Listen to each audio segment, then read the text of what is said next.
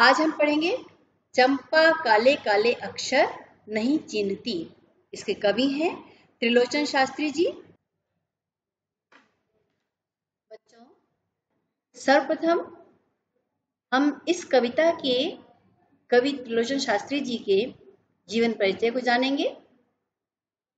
आपका जन्म 20 अगस्त 1917 को हुआ।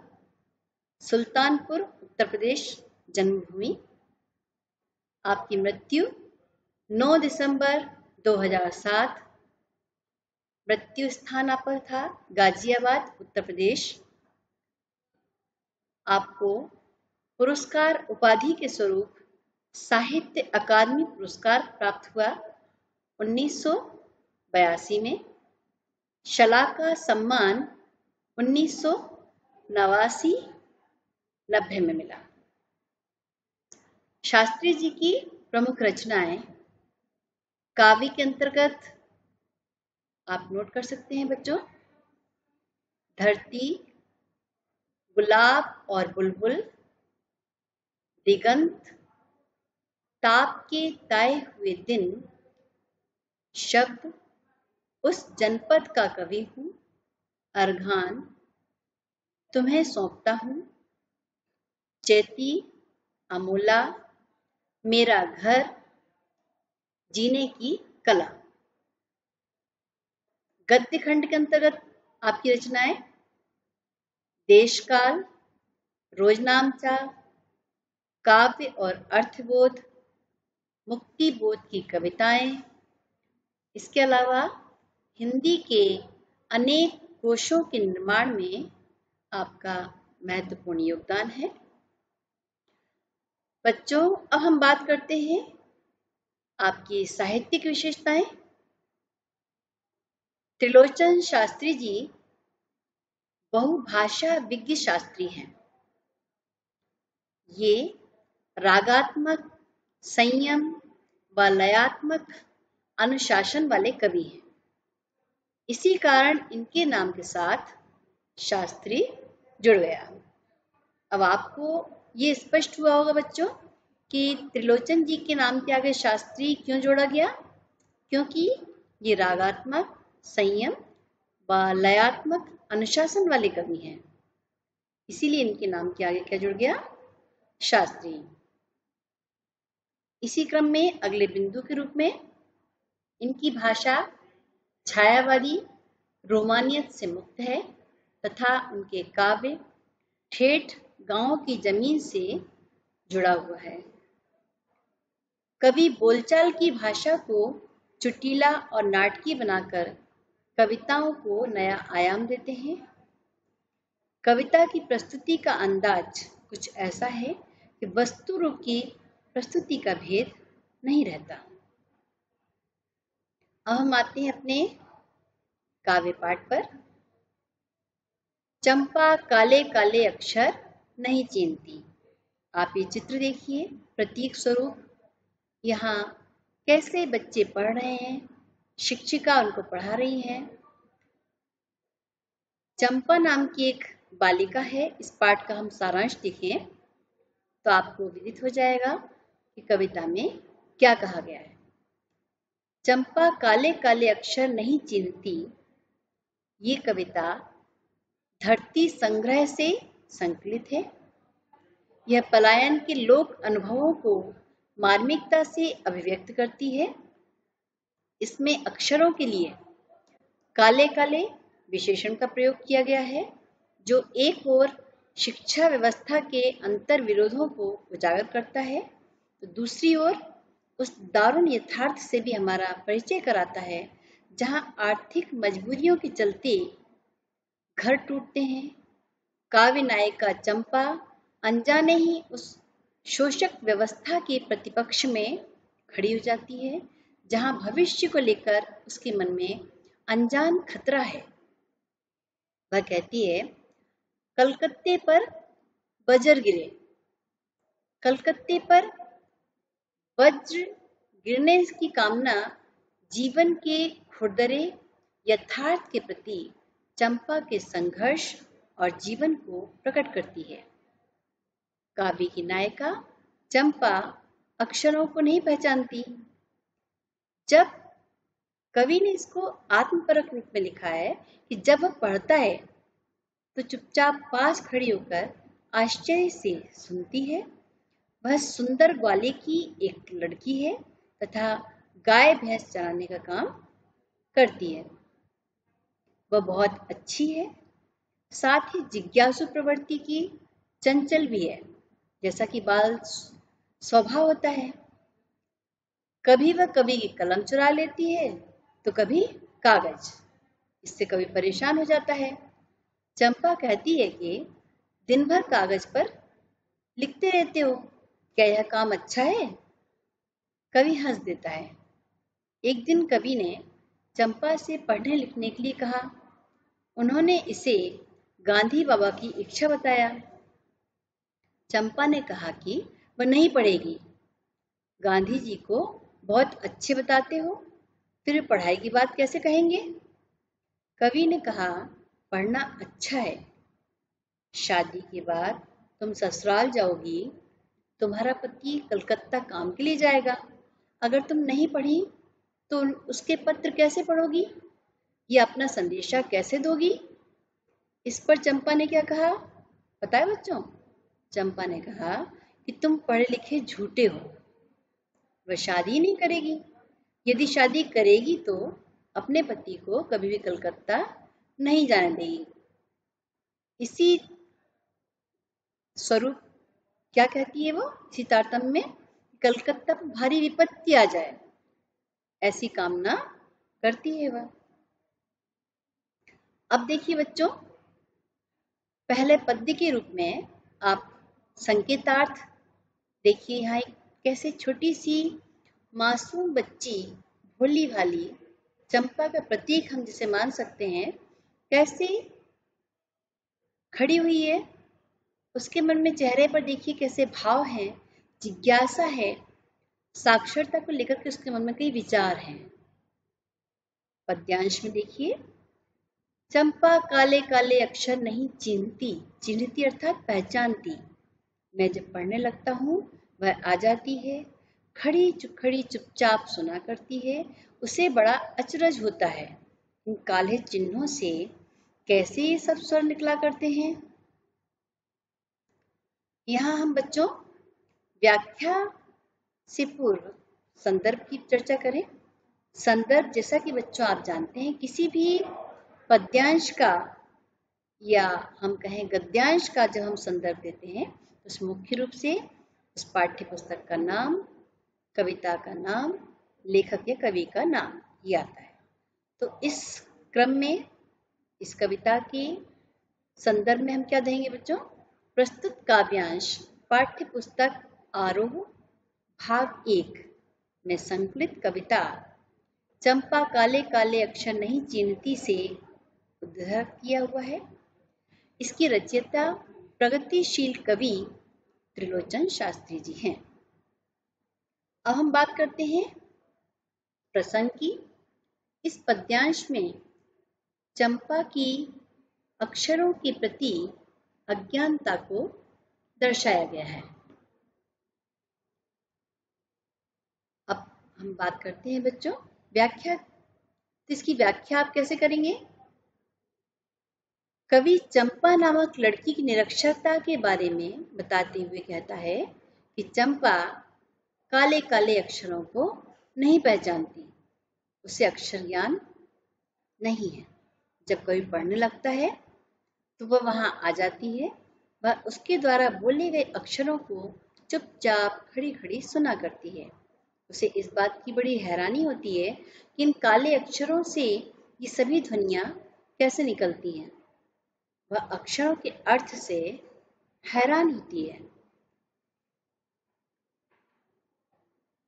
अगले पद्य में देखिए आप, चंपा सुंदर की लड़की है, सुंदर ग्वाला है, गाय भैंसें रखता है, चौपायों को लेकर चरवाही करने जाती है।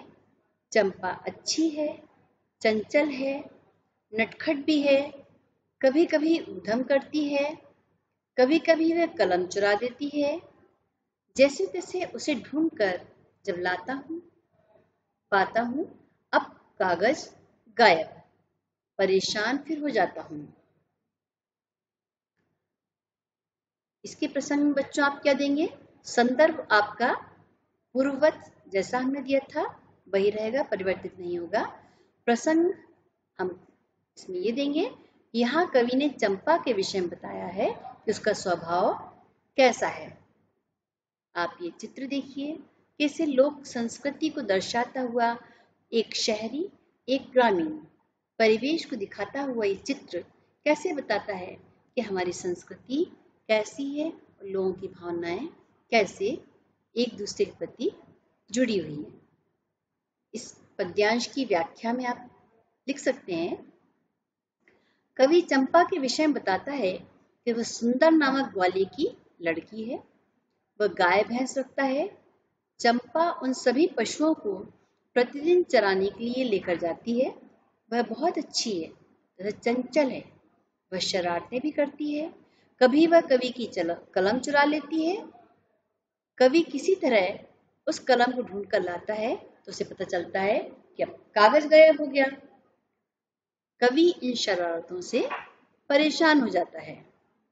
ये सारी बाल सुलभ क्रीड़ाएं हैं, बच्चों का स्वभाव होता है शरारतें करना, उसी का प्रतीक यहाँ हमको चंपा दिखती है।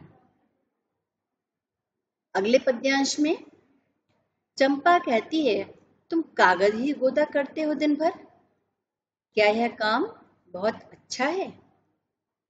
यह सुनकर मैं हंस देता हूँ, फिर चंपा चुप हो जाती है। उस दिन चंपा आई, मैंने कहा कि चंपा तुम भी पढ़ लो, हारे गाड़ काम सरेगा। गांधी बाबा की इच्छा है सब जन पढ़ना लिखना सीखें। चंपा ने यह कहा कि मैं तो नहीं पढ़ूंगी, तुम तो कहते थे गांधी बाबा अच्छे हैं, वे पढ़ने लिखने की कैसे बात कहेंगे, मैं तो नहीं पढ़ूंगी। इस पद्यांश में प्रसंग स्वरूप हम बताएंगे कि उक्त पद्यांश में चंपा की साक्षरता के प्रति उदासीनता एवं गांधी जी के प्रति उसके विचारों को बताया गया है कि कैसे वो साक्षरता के प्रति उदासीन है, उसे कोई जिज्ञासा नहीं है, कोई पढ़ने की ललक नहीं है, कोई इच्छा नहीं है, और गांधी जी के प्रति उसके विचार कैसे हैं ये इसमें बताया गया है। व्याख्या के अंतर्गत कवि कहता है कि चंपा को काले अक्षरों से कोई संबंध नहीं है। काले अक्षर से तात्पर्य ऐसा नहीं कि अक्षर काले काले हैं, क्योंकि वो अक्षरों के बारे में उसको कोई भी ज्ञान नहीं है, साक्षरता के प्रति उसको कोई भी उसकी रुचि भी नहीं है और वो जानती भी नहीं है, इसीलिए अक्षर उसके लिए कैसे हैं? काले काले प्रतीक के रूप में। वह कवि से पूछती है कि तुम दिन भर कागज पर लिखते रहते हो। उसकी बात सुनकर कवि हंसने लगता है। एक दिन चंपा आई तो कवि ने उससे कहा कि तुम्हें पढ़ना सीखना चाहिए, मुसीबत के समय तुम्हारे काम आएगा। और ये स्वाभाविक बात है, आज के समय में हमें साक्षर होना, शिक्षा को ग्रहण करना कितना हमारे जीवन को अनुकूल बनाने हेतु, हमें अपने लक्ष्य तक पहुंचने हेतु कितना आवश्यक है, ये सब हम भली भांति जानते हैं। उसी क्रम में कवि ये कहते हैं कि तुम्हें पढ़ना लिखना चाहिए, मुसीबत के समय तुम्हारे काम आएगा। गांधी जी की इच्छा क्या थी कि सभी आदमी पढ़ना लिखना सीखें। तो चंपा पता है बच्चों कवि की बात का क्या उत्तर देती है? वो कहती है कि वह नहीं पढ़ेगी, और क्या कहती है कि तुम तो कहते थे गांधी जी बहुत अच्छे हैं, फिर वे पढ़ाई की बात क्यों करते हैं? इस प्रकार से वो अपनी मनोव्यथा को, अपनी मनोदशा को और अपनी जिज्ञासा को, अपने विचारों को कवि तक अभिव्यक्त करती है। अगले पद्यांश में कवि क्या कह रहे हैं? मैंने कहा कि चंपा पढ़ लेना, अच्छा है। ब्याह तुम्हारा होगा, तुम गोने जाओगी। कुछ दिन बालम संग साथ रहे, चला जाएगा जब कलकत्ता। बड़ी दूर है वह कलकत्ता, कैसे उसे संदेशा दोगी, कैसे उसके पत्र पढ़ोगी। चंपा पढ़ लेना, अच्छा है।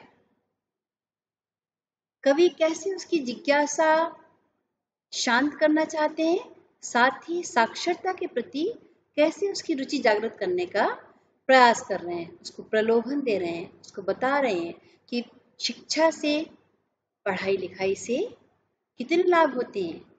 यदि निरक्षर रह जाओगी तो अपने जीवन में, यदि तुम्हारा ब्याह होगा तो कैसे अपने पति को संदेश दोगी, कैसे उनके संदेश को पढ़ पाओगी। यही प्रसंग स्वरूप हम इसमें यही बता सकते हैं कि यहाँ कवि ने चंपा की पढ़ने के प्रति रुचि जागृत करने का प्रयास किया है। व्याख्या के अंतर्गत कवि चंपा को पढ़ने की सलाह देता है तो वह स्पष्ट तौर पर मना कर देती है। कवि शिक्षा के लाभ गिनाता है और वह उसे कहता है कि तुम्हारे लिए पढ़ाई लिखाई जरूरी है। एक दिन तुम्हारी शादी भी होगी और तुम अपने पति के साथ ससुराल जाओगी।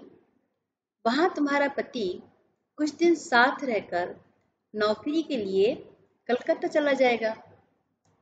कलकत्ता यहाँ से बहुत दूर है। ऐसे में तुम उसे अपने विषय में कैसे बताओगी, तुम उसके पत्रों को किस प्रकार पढ़ पाओगी। इसलिए तुम्हें पढ़ना चाहिए। किंतु चंपा क्यों मानने वाली, क्योंकि उसके विचार, उसकी मानसिकता उसी प्रकार बनी हुई है। साक्षरता को लेकर के उसके मन में कोई भी रुचि जागृत नहीं हुई है। इसी क्रम में आप अगला पद्यांश देखिए बच्चों। चंपा बोली, तुम कितने झूठे हो, देखा, हाय राम, तुम पढ़ लिख कर इतने झूठे हो। मैं तो ब्याह कभी ना करूंगी, और कहीं जो ब्याह हो गया तो मैं अपने बालम को संग साथ रखूंगी, कलकत्ता में कभी ना जाने दूंगी, कलकत्ते पर बजर गिरे। अब सोचिए बच्चों, इस पद्यांश का प्रसंग क्या हो सकता है। इस कविता में कवि ने पलायन के लोक अनुभवों को बड़ी ही मार्मिकता से अभिव्यक्त किया है। गांव में साक्षरता के प्रति उदासीनता को चंपा के माध्यम से मुखरित किया गया है कि कैसे गांव में लोगों को साक्षरता के प्रति नीरसता होती है, वे उसका महत्व नहीं जानते। उनकी सोच होती है कि पढ़ लिख कर के क्या करना है, और वो भी लड़की को, बेटी को पढ़ लिख कर क्या करेगी, कोई नौकरी तो करना नहीं है उसको, ब्याह करना है, अपनी घर गृहस्थी बसाना है। तो ये सोच जो है किस प्रकार से समाज को एक रूढ़िवादिता की ओर ले जाती है, इसी को नए परिवर्तित दिशा की ओर ले जाने का प्रयास किया है त्रिलोचन शास्त्री जी ने। इसकी व्याख्या के अंतर्गत कवि द्वारा चंपा को पढ़ने की सलाह पर वह उखड़ जाती है। वह कहती है, तुम बहुत झूठ बोलते हो, तुम पढ़ लिख कर भी झूठ बोलते हो। जहां तक शादी की बात है तो मैं शादी ही कभी नहीं करूंगी। दूसरी, यदि कहीं शादी हो भी गई तो मैं अपने पति को साथ रखूंगी, उसे कभी कलकत्ता नहीं जाने दूंगी। कहने का अर्थ ये है, चंपा देखिए कितनी भोली भाली बच्ची है। उसको लगता है कि शादी करने के लिए पढ़ा लिखा होना जरूरी है क्या। तो कवि ने कहा था कि तुम पढ़ोगी लिखोगी नहीं तो कैसे अपने पति से संदेश का आदान प्रदान करोगी। तो वो कहती, मैं अपने पति को अपने साथ में ही रखूंगी तो संदेश का सवाल ही नहीं उठता। दूसरे शब्दों में, वह अपने पति का शोषण नहीं होने देगी। परिवार को दूर करने वाले शहर पर वज्र गिरे, आफत आ जाए, आपत्ति आ जाए, ऐसा वो मतलब दिल से नहीं चाह रही कि किसी प्रकार से कोई कलकत्ते पर आपत्ति आए, संकट आए, लेकिन उसकी भोली मानसिकता देखिए बच्चों। क्यों? क्योंकि उसको लग रहा है कवि उसको कह रहे हैं कि तुम पढ़ाई लिखाई करो, पढ़ोगी लिखोगी तभी तो अपने पति के साथ दे पाओगी। तो इसलिए वो कह रही है कि मैं अपने पति को कलकत्ता जाने ही नहीं दूंगी, कलकत्ते पर वज्र गिरे, वह अपने पति को उससे दूर रखेगी।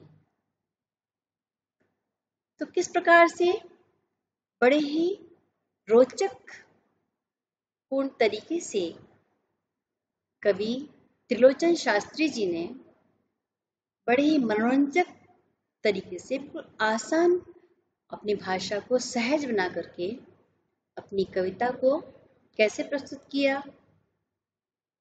इसके शीर्षक से बच्चों कभी कभी हमें लगता है हम इससे कोई कहानी पढ़ रहे हैं कि चंपा नाम की एक छोटी सी बालिका है, भोली भाली, साक्षरता का उसको ज्ञान नहीं है, और कैसे वो कवि के प्रश्नों का उत्तर देती है और उनका खंडन करने का प्रयास करती है अपनी मानसिकता और अपने विचारों से। बहुत ही प्यारी, बहुत ही रोचक, मनोरंजक ये अतुकांत शास्त्री जी की कविता थी। अब हम देखते हैं, आपने किसी भी पद्यांश की व्याख्या बच्चे जब लिखते हैं आप, तो संदर्भ आपने दे दिया, प्रसंग दिया, व्याख्या दी, किंतु यदि आप उसका काव्य सौंदर्य, विशेष उसके कारक तत्व आप नहीं बताएंगे तो आपकी व्याख्या अधूरी होगी। तो यहाँ काव्य सौंदर्य के रूप में आप बिंदुवार बिंदुओं के रूप में आप नोट कर सकते हैं। पहला बिंदु लिखिए बच्चों, काव्य सौंदर्य के अंतर्गत निरक्षर व्यक्ति की हैरानी का बिंब सुंदर है। काले काले खड़ी खड़ी में पुनरुक्ति प्रकाश अलंकार है। पुनरावृत्ति हो रही है शब्दों की, काले काले, खड़ी खड़ी। ग्राम्य भाषा का सुंदर प्रयोग है। सरल व सुबोध खड़ी बोली है। इसी के अंतर्गत अगले बिंदु के रूप में आप लिख सकते हैं, मुक्त छंद होते हुए भी लय है। मुक्त छंद है, ये तो आपको समझ में आ रहा होगा, क्योंकि काव्य सौंदर्य के काव्य के नियमों के बंधन से मुक्त है ये पद्य। मुक्त छंद तो है, साथ ही साथ इसमें एक सरस है, लय है, रागात्मकता है, अनुप्रास अलंकार है। चंपा के परिवार व उसकी शरारतों के बारे में बताया गया है। ग्रामीण जीवन का चित्रण है। निरक्षर व्यक्ति की मनोदशा का सुंदर चित्रण किया गया है। शिक्षा के प्रति समाज का उपेक्षा भाव स्पष्ट दिखाई दे रहा है। संवाद शैली है, अर्थात जैसे हम वार्तालाप करते हैं, आपस में बातचीत करते हैं, संवाद शैली को इसमें अपनाया गया है। देशज शब्दावली युक्त खड़ी बोली है। देश के जो हमारी आम बोलचाल भाषा के शब्द होते हैं उनको इसमें लिया गया है, जैसे कीमती, शांत रस है। गांव से महानगरों की तरफ पलायनवादी प्रवृत्ति को बताया गया है। चंपा का भोलापन प्रकट हुआ है। बजर गिरे से शोषक वर्ग के प्रति आक्रोश जताया गया है। उर्दू देशज शब्दावली युक्त खड़ी बोली है। तो बच्चों, ये तो थे इसके काव्य सौंदर्य के अंतर्गत आने वाले कुछ महत्वपूर्ण बिंदु, जो कि हमारी व्याख्या को पूर्ण करते हैं। अब ये बताइए बच्चों, पूरी इस कविता को पढ़ने के बाद आपके मन में कैसे प्रश्न आ रहे हैं? अब हम इसकी पुनरावृत्ति करते हुए गृह कार्य के रूप में कुछ प्रश्नों को हम देखेंगे, तो आप नोट कर लीजिए।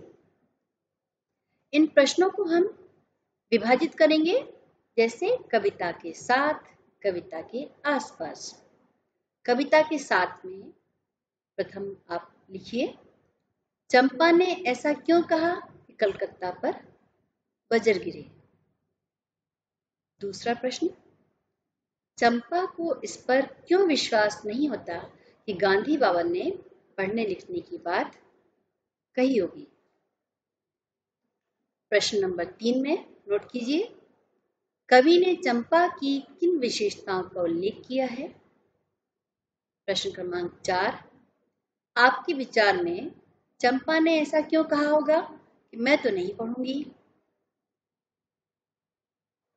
अब कुछ प्रश्न हैं बच्चों कविता के आसपास। इसी क्रम में प्रश्न क्रमांक 6, यदि चंपा पढ़ी लिखी होती तो कवि से कैसे बातें करती। अगला प्रश्न, इस कविता में पूर्वी प्रदेशों की स्त्रियों की किस विडंबनात्मक स्थिति का वर्णन हुआ है। अगला प्रश्न, संदेश ग्रहण करने और भेजने में असमर्थ होने पर एक अनपढ़ लड़की को जिस वेदना और विपत्ति को भोगना पड़ता है, अपनी कल्पना से लिखिए।